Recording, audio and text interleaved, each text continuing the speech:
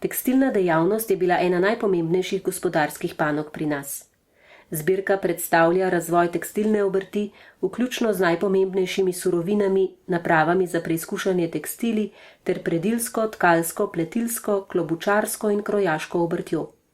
Sledi nastanek in razvoj prvih mehaničnih predilnic in tkalnic v 19. stoletju, obdobje do Prve svetovne vojne in razcvet tekstilne industrije med Prvo in Drugo svetovno vojno. Na začetku Druge svetovne vojne je delovala kar 67 tovarn.